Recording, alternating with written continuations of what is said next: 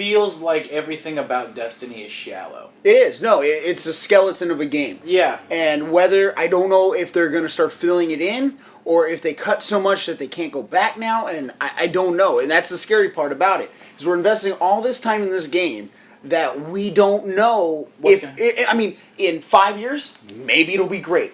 In 5 years, maybe we won't even remember it existed. Well, aren't they even talking about making a Destiny 2 already, though? It hasn't been official as far as I know. Which would be stupid. Yeah, I saw something on IGN about it. I remember hearing this game was supposed to have a 10-year lifespan, but it's so...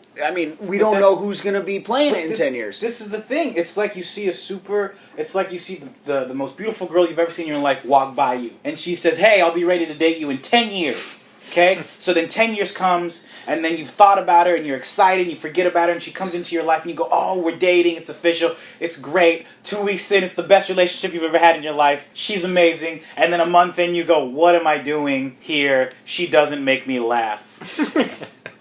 And that's what I feel like Destiny is like. Okay. What am I doing? It doesn't make you laugh? No, in the sense that, what am I doing with you? Maybe once I laughed.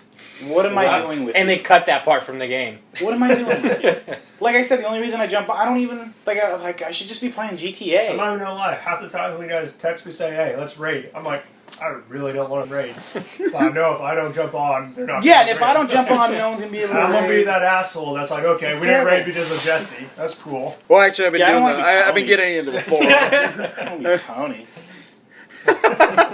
Well, I have been getting on the forums lately, and I have been doing that. I know, because you're addicted to that game. I am. I can't stop. Also, I can't afford to buy a better game at all. Forums. A sci-fi shooter. There's forums so where you could go on and... I'm sorry, a MMO. That's a point I'd like to address. It is that an MMO. bugs me a lot. What? How they say, we're not an MMO. No, it's an MMO. I honestly think it has all the elements of an MMO, but we're a first-person shooter. No, I really think it's a or a first-person multiplayer shared world experience because Xbox 360 and PS3, which it's on also, don't have the hardware to really make it run at an MMO. Like Final Fantasy 14 on the PS3 isn't really as good, nearly as good as Final Fantasy 14 on PlayStation 4 or PC. Well, I got a question then. Yeah. Don't you think it's easier to market just first-person shooter instead of MMO? Not even that the MMO has like a geek. There's so many first-person shooters out there. That makes sense. I mean, that does make sense. For marketing purposes. No, I agree, because you say MMO, people think, I got to pay for it. Subscription. Not even they immediately, the first MMO that people will find when they research it is going to be WoW. Yeah. And that has negative connotations to it for the Call of Duty fans. Like, they cut it to try and make it dumber. Exactly, dumber and more accessible to people that play their Call of Duty games, like the 12-year-old, kids that make their mom take them to the store, buy them a rated M game. That play that game. Yeah, I mean, going back to that marketing thing though, you probably could market it better as a first-person shooter as opposed to an MMORPG. But there's so many first-person shooters out there now that it's just going to get lost in the shuffle. All the shuffle. Okay. So if you make that, it's an open world first-person or a shared world first-person shooter, it gives it that first-person shooter edge to attract all those like Call of Duty kids, but still gives that enough out there that it's like, okay, this is different. This is what I want to say though. Well, I just thought about that. I just had this thought. The audacity that this game has to tell me that it's an RPG is you're out of your mind. You're out of your mind. All I get to do is fix him aesthetically, the guy I make, and then do I even get to give him a name? No, I don't remember if I do or don't. You have no name. It's your gamer tag. Yeah, it's your game. But I mean, I understand because of it's the MMO aspect of it.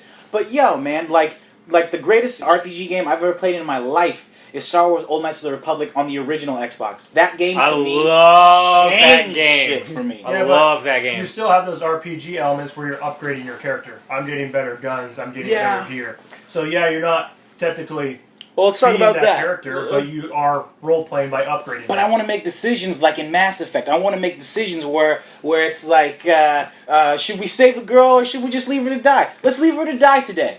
I'm having a shitty day. Let's leave her to die. They could do like how Star Wars: The Old Republic did, where when you're in a group, you make like everyone chooses their own decision.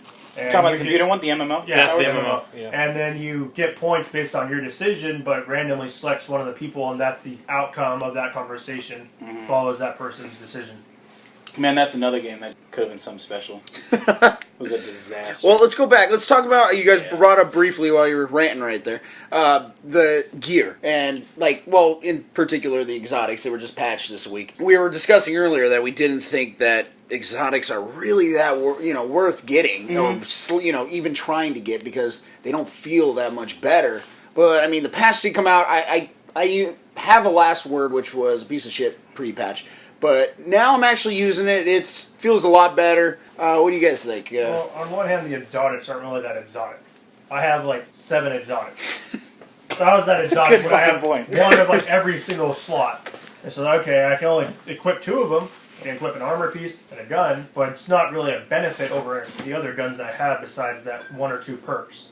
Yeah. It's not more damage. It's just, okay, now I generate a crap ton of orbs of light when I use my Warlock ult. Yeah, they don't feel that much stronger where you need to. I actually think some of the raid gears.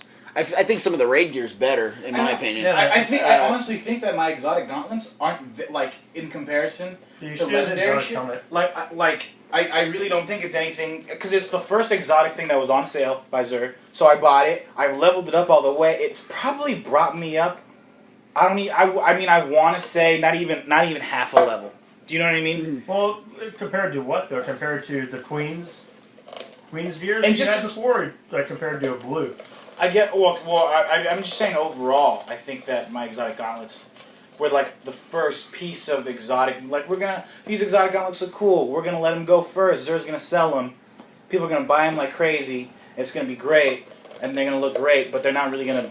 Well, they're not really an upgrade once you start getting raid gear. That's the problem, isn't it? Yeah, well, one thing they did do right was a little while, it was a couple weeks ago, where they patched in that Iron Banner now has similar qualities to raid gear. Which I think is cool, because that gives you the option to, alright, I want to do PvE to upgrade my guy, or I want to do PvP to upgrade my guy to 30. Yeah, and I mean, it's, I think it's equally as difficult, but it definitely gives you the option. It gives an option to the people who don't have enough friends to do the raid. Or even people that don't want to do the raid, though. There's people that don't want to do the raid because they think that PvE is too easy since it's scripted. Really? People feel that way? If you play WoW. Yeah. Yeah, really? No one will do PvE? That's why Tony doesn't like doing PvE. Tony doesn't play PvE? Not really. As soon as he's max level, usually just PvPs. But I didn't know that about the PvE, PvP. It's too scripted. Yeah, because you learn the fight mechanics, so alright, now we have this down. Okay, I see. I see. Like in FIFA, it's expected the behavior. Logistics that you know what's going to happen. How we kind of have the raid on farm now, so it's not very hard for us anymore. Yeah. There'll be a few times where we'll mess up or whatever, but for the most part, we're doing an hour? 45 minutes? Yeah, 45 to an hour. Yeah. Which I love. We're efficient now. It took us a long time just to get past that first, not even boss, but open that stupid door. Many arguments later, we got really good at it. We almost wanted to kill each other every time someone texted, let's do it.